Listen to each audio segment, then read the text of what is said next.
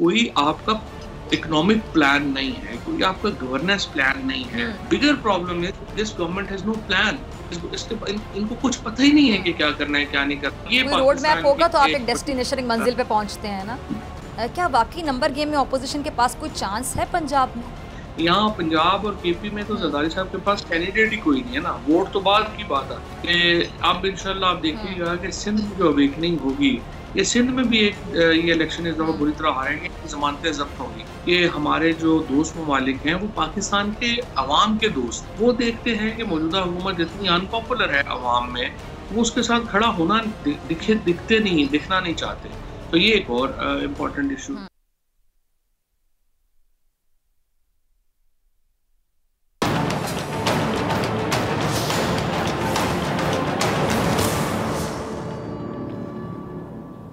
अस्सलामुअलैकुम, आप देख रहे हैं अपना पसंदीदा प्रोग्राम ऐसे नहीं चलेगा। नाज़रीन, मुल्क में चल रही सियासी कशमकश अब दिलचस्प मरहले में दाखिल हो गई है।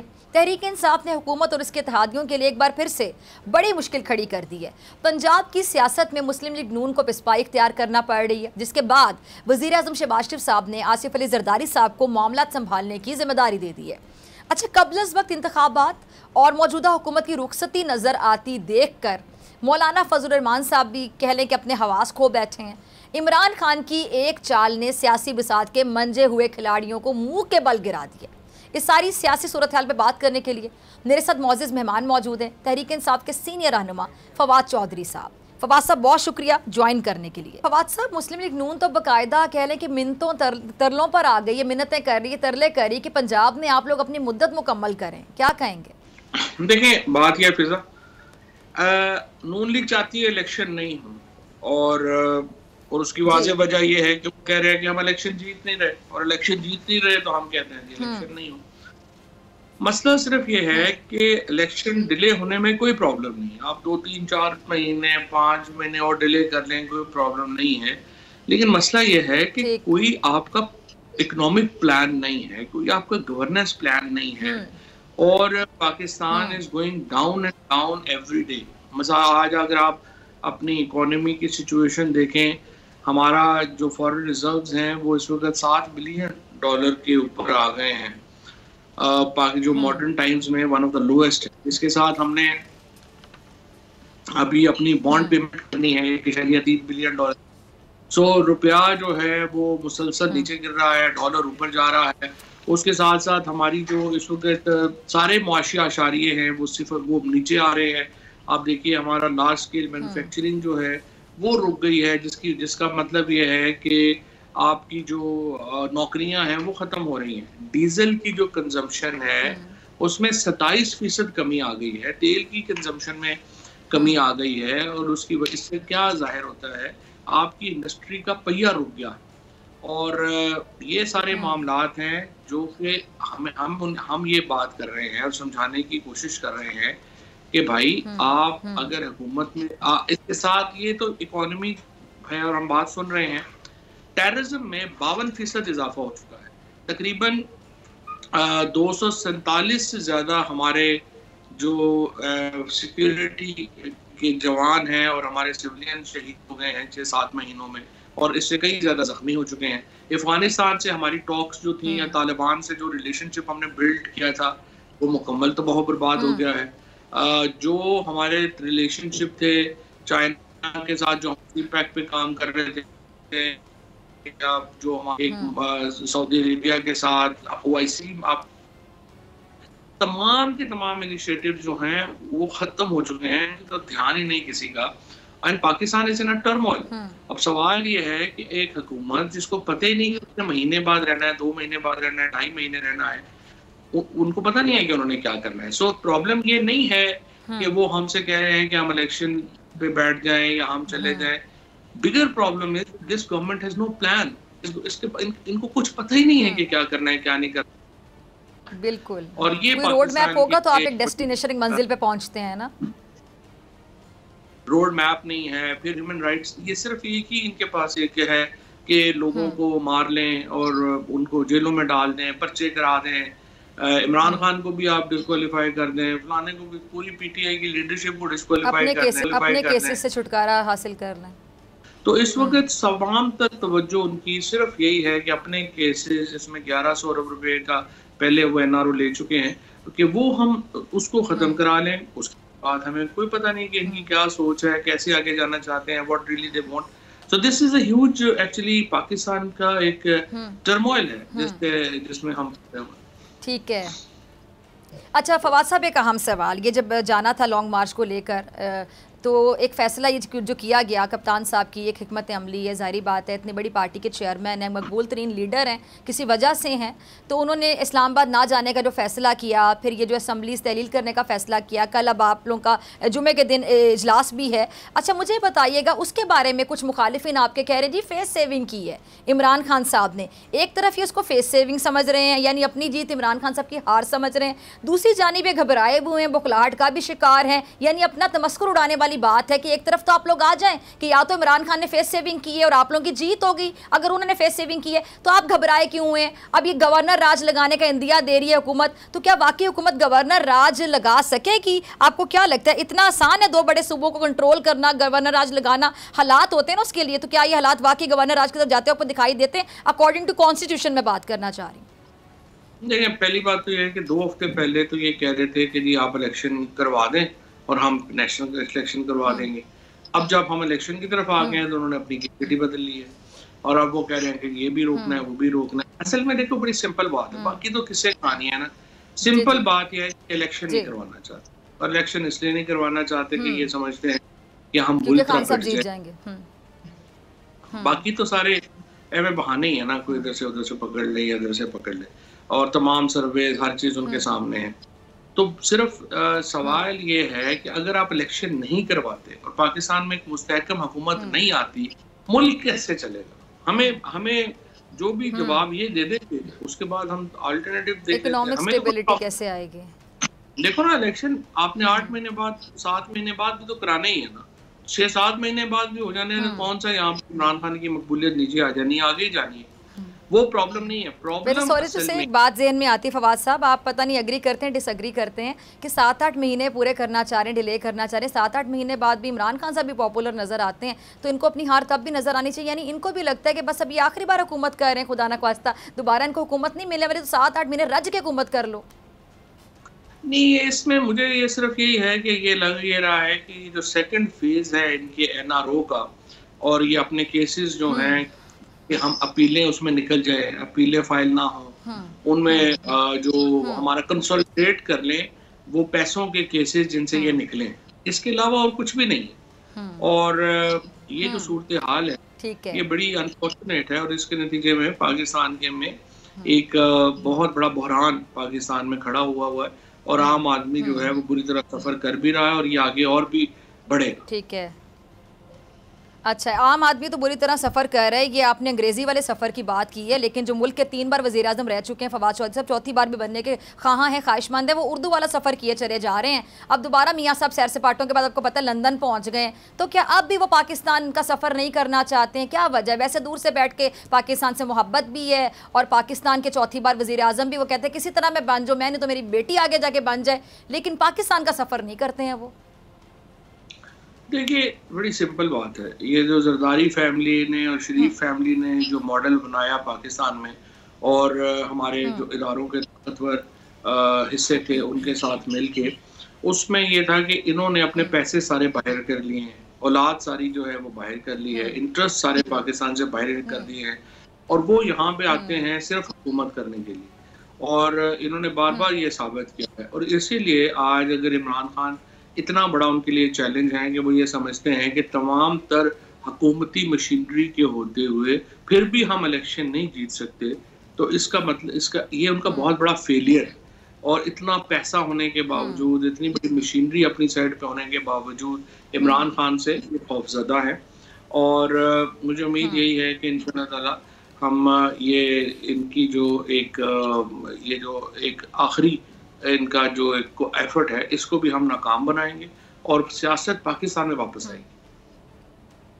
अच्छा चौधरी साहब, एक और बात, मौलाना फजलुर रहमान साहब तमाम हदें पार कर चुके हैं। अभी हाल ही में उन्होंने जिस तरह के अल्फाज का इस्तेमाल किया पाकिस्तान की कौम की बेटियों के लिए, माएँ बहनें बेटियाँ हैं, वो खुद को मौलाना साहब आलिम दीन कहते हैं, तो इनको तो सिखाना चाहिए अखलाकियात दूसरों को, लेकिन ये इस तरह के अल्फाज का इस्तेमाल कर रहे हैं। कल प्रोग्राम में भी मैंने बात की और मैंने तो मौलाना साहब पे तनकीद भी की और करनी बनती भी थी कि कौम की माएँ बहनें बेटियाँ, किसी की बेटियाँ हैं वो किसी की माएँ हैं, किसी की बहनें हैं, मौलाना साहब इस तरह के अल्फाज का इस्तेमाल कर रहे हैं, तो हमें सेंसर करके वो अल्फाज स्क्रीन पे सुनाने पड़े, सुनाने के भी काबिल नहीं थे। तो मौलाना साहब क्यों इस तरह की हरकत कर रहे हैं, फिर कहते हैं मुझे मौलाना भी कहें? देखिए, आलिम दीन तो खैर इल्ज़ाम ही है ना उनके ऊपर, वो कौन से आलिम दीन है। और जहाँ तक बात ये है कि ये बातें कब होती हैं, ये बातें तब होती हैं जब आप बड़े फ्रस्ट्रेटेड हो, साइकोलॉजिकली आप बड़े जब अंदर से हार हो गए हो और आप अंदर से हार गए हो। फजलुर रहमान साहब हो, नवाज शरीफ हो, ये लोग अंदर से हार गए हैं और इनको एक नजर आ रहा है कि इमरान का शिकार होंगे, भी ऐड कर लें। हाँ बिल्कुल, बुग़्ज़ इमरान तो एक हिस्सा है ना इनकी हार का। और ये इस वक्त जो है वो मौलाना जो हैं वो बुनियादी तौर के ऊपर ये जो गुफ्तगू कर रहे हैं, ये लेक्चर गुफ्तगू जो उनकी तरफ से हो रही है, ये डेस्परेशन का इजहार है।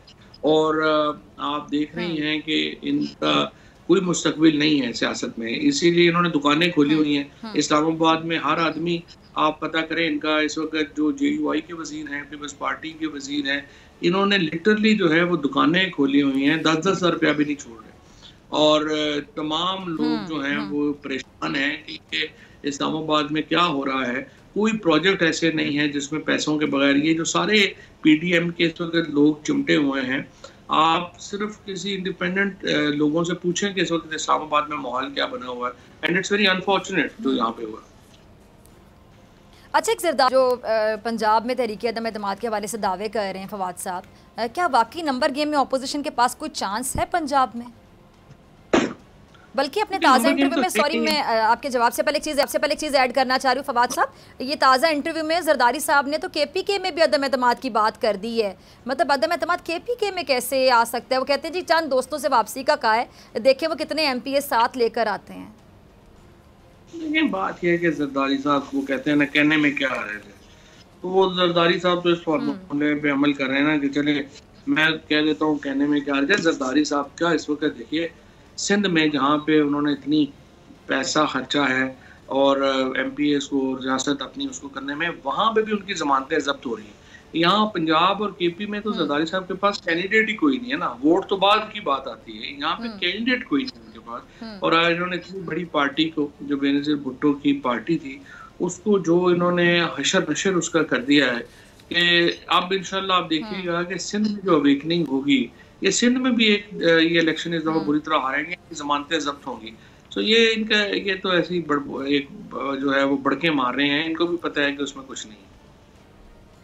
अच्छा, तो राना सनाउल्लाह साहब जो फरमा रहे हैं कि जहाँ असम्बलियाँ टूट जाएंगी सिर्फ वहीं पर इलेक्शन होंगे, तो चौधरी साहब मतलब वफाकी हुकूमत वहीं की वहीं रहेगी, तो क्या ये तहरीक इंसाफ के लिए एक्सेप्टेबल होगा, काबिल कबूल होगा आप लोगों के लिए ये?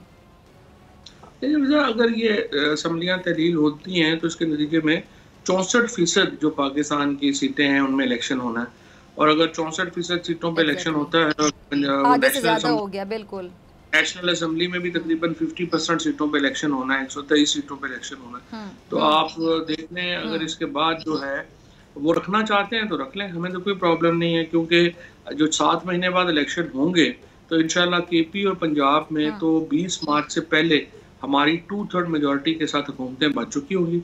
और ये लोग जो हैं इनको आप यकीन कीजिएगा, इनको टिकट वाले लोग नहीं मिल रहे और इनका बड़ा बुरा हाल होगा। अच्छा, जो FIA ने साइफर की तहकीकात के लिए चौधरी साहब इमरान खान साहब को तलब किया है, तो खान साहब अब FIA के सामने पेश होंगे, क्योंकि देखा कि वो इदारों का एहतराम करते हैं, जब अदालत भी बुलाती है तो वो जाते हैं। ये लोग हैं जो तनकीद करते रहते हैं, बाहर बैठे रहते हैं, जो ज़मानत इनकी लेते हैं वो वज़ीर आज़म बन जाते हैं, जो जाते हैं कि मैं आ रहा हूँ बस दवाई लेके, उनको आज तक दवाई नहीं मिली, इलाज नहीं हो सका। तो खान साहब डेफिनेटली ये बात तो सबको पता है कि पेश होंगे, लेकिन इस हवाले से अगर आप कोई बात करना चाहें। नहीं, वैसे तो FIA का जो नोटिस है वो इलीगल है। आप कोई भी जो कैबिनेट और नेशनल सिक्योरिटी काउंसिल से मुतल्लिक मामलात हैं वो आप उस पर नोटिस नहीं जारी कर सकते, ना ही बुला सकते हैं, बिकॉज वो ऑफिशियल सीक्रेट एक्ट में कवर होता है। सो FIA तो नहीं बुला सकती। अब इसके ऊपर जो है वो पहले स्टे ऑर्डर वो हो हो चुका है। और अगर कोई और यानी खान साहब पेश नहीं, खान साहब नहीं जाएंगे? नहीं, खान साहब तो नहीं जा रहे, खान साहब तो भी जा भी नहीं सकते। अच्छा, खान साहब ठीक है, आप कह रहे हैं तो वो नोटिस इलीगल है FIA का, दूसरा खान साहब नहीं जाएंगे, ठीक है ठीक है। अच्छा, अब ये 2 से 3 मिनट हैं तो मैं आपकी मौजूदगी का फ़ायदा उठाते हुए, जो आलमी मंडी में पेट्रोल सस्ता हुआ है चौधरी साहब, कुछ चैनल्स, मैं नाम नहीं लूँगी, कुछ चैनल्स हेडलाइन इस तरह चला रहे थे, क्योंकि आपको पता है हेडलाइन से भी या न्यूज़ से भी लोगों की नफ्सियात का बड़ा ताल्लुक होता है कि जी पेट्रोल महंगा नहीं हुआ, रेट बरकरार। मतलब पेट्रोल तो सस्ता हो रहा है पूरी दुनिया में, हमारे यहाँ सस्ता होना था, तो जो महंगा नहीं हुआ तो लोगों को ये कहा जा रहा है कि देखिए शुक्र है पेट्रोल महंगा नहीं हुआ। ये क्या मंतक है? देखिए, इस वक्त जो है वो हमारा दुनिया में तेल की कीमतें 30 साल की सबसे कम इस वक्त कीमत के ऊपर है, और $72-73 के ऊपर जो है वो जो इस वक्त कीमत आई है, ये 30 साल की सबसे कम कीमत है। और अनफॉर्चुनेटली पाकिस्तान में ये जो फ़ायदा है ये ट्रांसफ़र नहीं किया जा रहा। और असल प्रॉब्लम ये है कि पाकिस्तान में जो हमारी जो फैक्ट्रीज बंद हो रही हैं या चीज़ें नहीं चल रही, वो उसका सबसे बड़ा बुहरान एनर्जी का है। और अनफॉर्चुनेटली अब इन्होंने रशिया इतना पहले तो 6 महीने ज़ाया कर दिए, अब डॉक्टर मुसद्दिक मलिक जो हैं वो गए हैं रूस, तो रूस ने इनकार कर दिया है क्योंकि वहाँ पे हालात जो हैं वो ऐसे हैं कि वो पाकिस्तान को अब वो नहीं फेवर कर रहे। तो मुझे समझ नहीं आती कि इन्होंने इतना टाइम ज़ाया किया, अब वहाँ पे जाके इनको नाकामी का सामना करना पड़ा। लेकिन अब भी आलमी मंडी में जितनी तेल की कीमतें कम हुई हैं, उसका 50% भी ये लोगों को ट्रांसफ़र करने को तैयार नहीं है। और ये एक बहुत बड़ा बुहरान है जो इस वक्त जिसका पाकिस्तान की इंडस्ट्री इसका सामना कर रही है। चौधरी साहब, आखिर मैं आपसे जानना चाहूँगी, जो दोस्त ममालिक है क्या वो भी हिचकिचाहट का शिकार आपको दिखाई देते हैं? क्योंकि हुकूमत ने बहरहाल दोस्त ममालिक से जो फाइनेंसिंग हासिल करने का दावा तो किया है, लेकिन अमलन प्रैक्टिकली कुछ नज़र नहीं आ रहा, तो आपको लगता है दोस्त ममालिक हिचकिचाहट का शिकार? जी बिल्कुल, दोस्त ममालिक देखिए ना, पाकिस्तान के अंदर आप अगर लेट से कोई और मुल्क की तरफ से डील कर रही हैं, तो मुझे आप बताएं ना कि आप कैसे डील करेंगी जब आपको पता ही नहीं है यहाँ पे जो बंदा है वो अगले महीने उसने रहना है नहीं रहना, उसकी पॉलिसी कंटिन्यू होनी है नहीं होनी। सो आप कैसे उसके साथ डील करें? सो असल प्रॉब्लम पाकिस्तान का सियासी अदम इस्तेहकाम है, जिसकी वजह से पाकिस्तान पूरे का पूरा इस वक्त एक आप समझिए कि उसको हमें समझ नहीं आ रही कि हमने जाना किधर है। और दोस्त ममालिक भी इसी और फिर दूसरा प्रॉब्लम ये है कि हमारे जो दोस्त ममालिक हैं वो पाकिस्तान के अवाम के दोस्त हैं। वो देखते हैं कि मौजूदा हुकूमत इतनी अनपॉपुलर है अवाम में, वो उसके साथ खड़ा होना दिखना नहीं चाहते। तो ये एक और इम्पोर्टेंट इशू। ठीक है जी, बहुत शुक्रिया फवाद चौधरी साहब आपके वक्त के। नाज़रीन, आपसे मुलाकात होगी ब्रेक के बाद।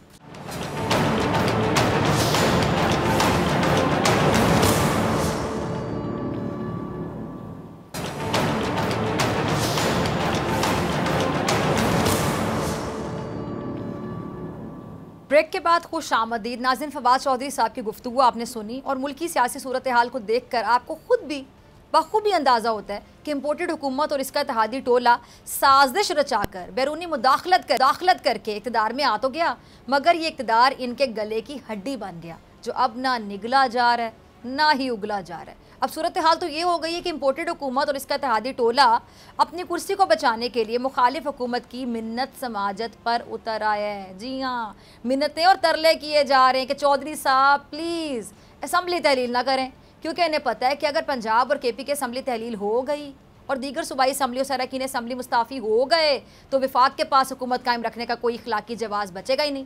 और इखलाकी जवाज़ मतलब कि अगर कोई शर्म हो, कोई हया हो, कोई एथिक्स हो, तो इखलाकी जवाज़ की बात इसलिए करना पड़ रही है कि अगर शर्म और हया होती तो आज साजिश और बैरूनी मुदाखलत से ये हुकूमत इक़्तिदार में होती ही ना, अवाम के मैंडेट पर डाका डाला ही ना जाता, मईशत को तबाह बर्बाद किया ही ना जाता। अगर इखलाकी इक़्तिदार को मद्देनज़र रखा होता तो इम्पोर्टेड हुकूमत को आज ये दिन ना देखने पड़ते जो ये देख रहे हैं। लेकिन इन्हें तो अपने ऊपर बने हुए करप्शन, मनी लॉन्ड्रिंग के मुकदमात ख़त्म करवाने थे, अपनी मर्जी के कानून पास करवाने थे, चंद लोगों को रिलीफ पहुंचाने के लिए पूरे मुल्क को दांव पे लगाना था। अपने मफरूर कायद नवाज शरीफ को वतन वापस लाना है, तो फिर इन सब गैर इखलाकी जो काम है इनका अंजामदही के लिए इखलाक की इकदार को पामाल करना पड़ा, जिसके शदीद रद्द अमल का इनको सामना भी करना पड़ रहा है इम्पोर्टेड हुकूमत को। आखिर इम्पोर्टेड हुकूमत और इसका इत्तेहादी टोला चाहता क्या है? इसका बड़ा अच्छा जवाब चेयरमैन तहरीक इमरान खान साहब ने सीनियर तजियाकार औरिया मकबूल जान साहब को इंटरव्यू में दिया। क्या था वो जवाब, सुनिएगा। तो ये है जी असल कहानी जो इम्पोर्टेड हुकूमत चाहती है कि जी हर इदारा इनके कंट्रोल में हो, फिर जितनी चाहे करप्शन करते रहें, चोरियां करें, डाके डालें, इन्हें कोई पूछने वाला ना हो, कोई इन्होंने ना पूछे कि तुसी ये की कीता है, किवें कीता है, इनसे कोई पूछे ना। अब मौजूदा सूरत हाल ये है कि इमरान खान साहब ने असम्बलियाँ तहलील करने और इस्तीफ़े देने का ऐलान करके इन्हें बाकायदा, वो कहते हैं ना तिगनी का नाच नचाना, वो नचा दिया। आज राना सोनारा साहब आए क्या करने थे, कोयटा हमले पर मजम्मत और प्रेस कॉन्फ्रेंस करने, लेकिन चूंकि दिमाग में एक ही बंदा हवास पे सवार है और वो है इमरान खान, और दिमाग भरा पड़ा हुआ है एक ही चीज़ से जो है बुग़्ज़ इमरान खान, तो इमरान खान और पीटीआई के खिलाफ बोले बगैर रह ही ना सके, बोलते चले गए। बोले कि इमरान खान मुल्क को अदम इस्तेहकाम की तरफ ले जाने की कोशिश कर रहे हैं। हालांकि कहना ये चाहते थे कि हम ये काम पहले ही कर चुके हैं।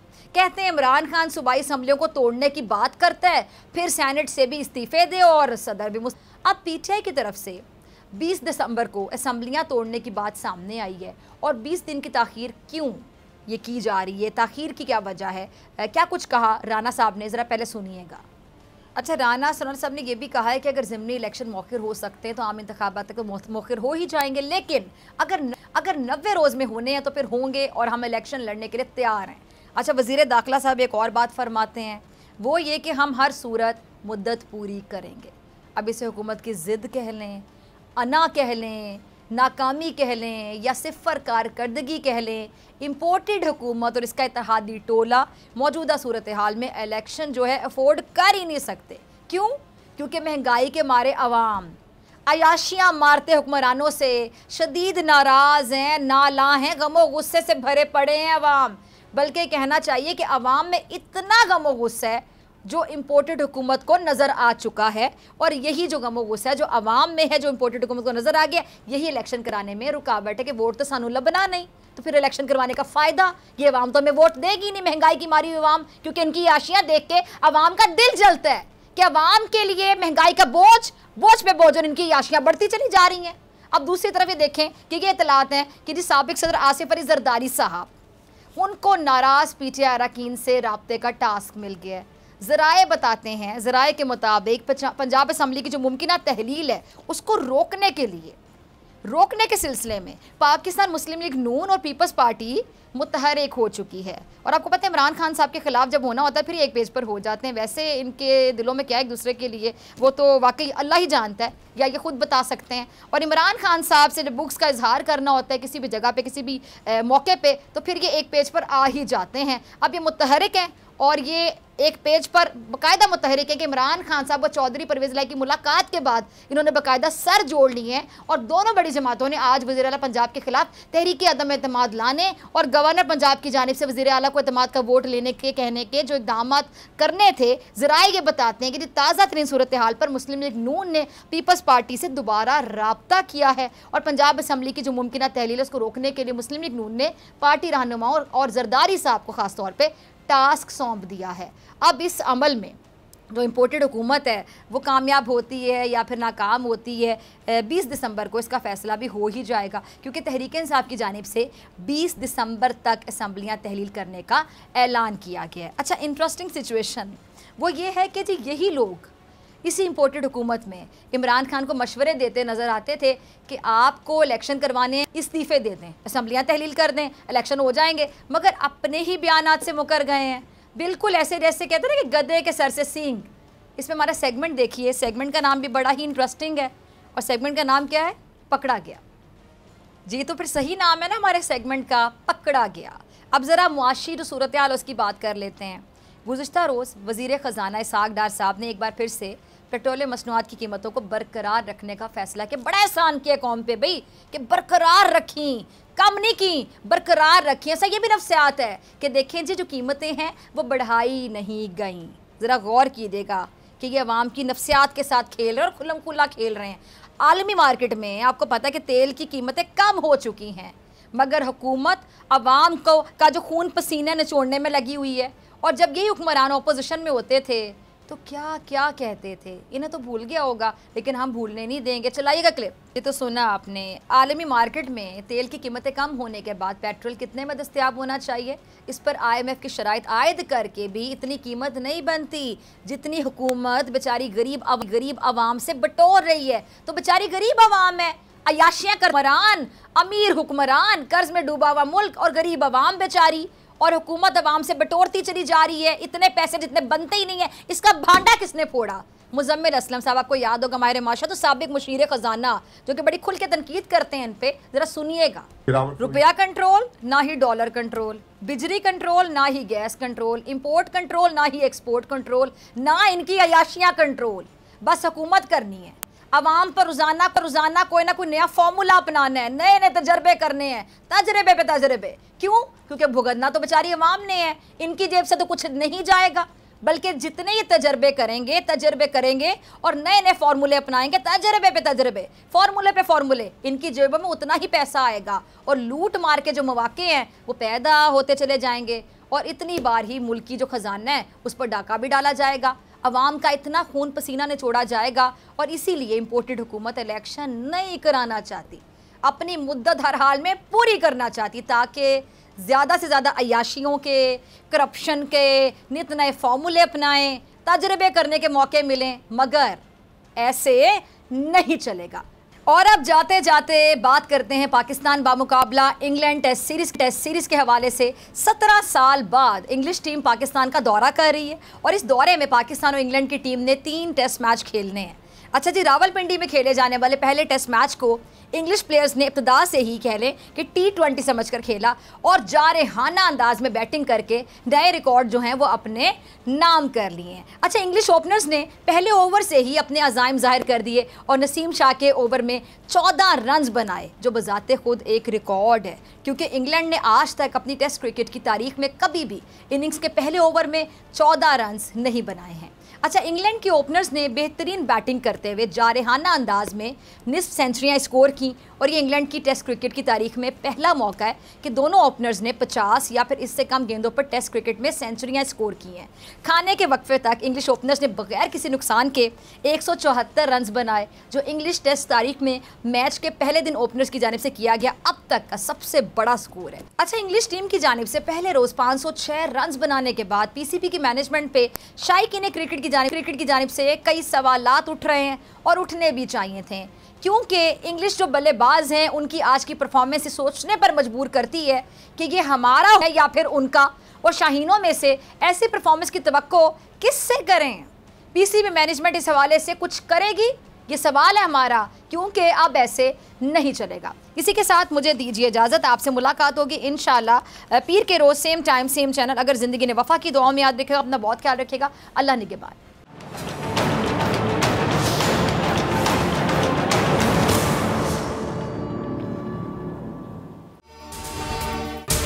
अगर आपको ये वीडियो पसंद आई तो सब्सक्राइब करें और बेल आइकन पर क्लिक करें। आप ये समझें, ये जो हक है ना, हक पे खड़े रहना और हक को बोलना, ये दूर से लगता है तन्हा हो गए लोग। आप खान साहब को देखें, तन्हा दिखाई देने, सारी जमातें मिलकर उनके खिलाफ हैं, लेकिन आज भी पाकिस्तान की आवाम उस हक की आवाज़ के पीछे जो है 80% से ज़्यादा आवाम उनके साथ है। सेम एग्जैक्टली इसी तरीके से बोल की कहानी है भाई, बिल्कुल अलग आपको तन्हा दिखाई देगा, हर जगह आपको खड़ा हुआ नजर आएगा, हटेगा नहीं किसी चीज़ से। और उसके साथ भी 80% आवाम अगर आज आप देखें तो उसे बोल दिख रही है।